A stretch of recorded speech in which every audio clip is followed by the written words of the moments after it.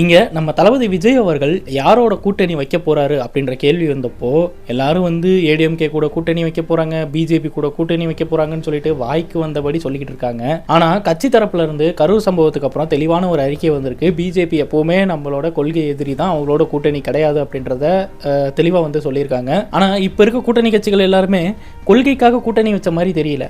எது வேணாலும் எப்போ வேணாலும் நடக்கலாம், யார் வேணாலும் எப்போ வேணாலும் பிச்சுக்கிட்டு போகலாம். அதனால நம்ம டிவிகே கட்சியோட கூட்டணி சம்பந்தமான எந்த வதந்திங்க பரப்புனாலும் அதை வந்து நம்ம நம்பாம இருக்கிறதே நமக்கு நல்லது. ஏன்னா கூட்டணியை பொறுத்த வரைக்கும் நம்ம தளபதி முதல்வராகணும் அப்படின்றதுக்காக தான் கட்சி ஆரம்பிச்சிருக்காரு தவிர இந்த துணை முதல்வராகணும், எம்எல்ஏ ஆகணும் அப்படின்றதுக்காகலாம் கட்சி ஆரம்பிக்கவும் கிடையாது. அந்த முடிவுக்கு தளபதி எப்பவும் போக மாட்டார். அதில் தெளிவாக இருக்கார். கூட்டணி விஷயத்தில் இன்னும் கூடுதல் கவனமாக இருக்கார் அப்படின்ட்டே சொல்லலாம். ஸோ அதனால் கூட்டணி விவகாரத்தில் இந்த 2வது பிளேஸுக்கெல்லாம் தளபதி முடிவே எடுக்க மாட்டார்.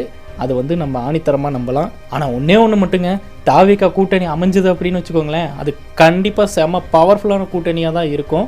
ஸோ எந்தெந்த கட்சியில் இணைய போகிறாங்க, எந்தெந்த கட்சியில் எதிராக நிற்க போகிறாங்க அப்படின்றதெல்லாம் நம்ம வெயிட் பண்ணி தான் பார்க்கணும்.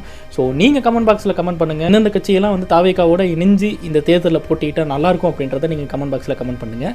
நானும் பார்த்து தெரிஞ்சுக்கிறேன் உங்களோட கெஸ்ஸிங்ஸ் எப்படி இருக்குது அப்படின்றத. அரசியல் பழகுவோம்.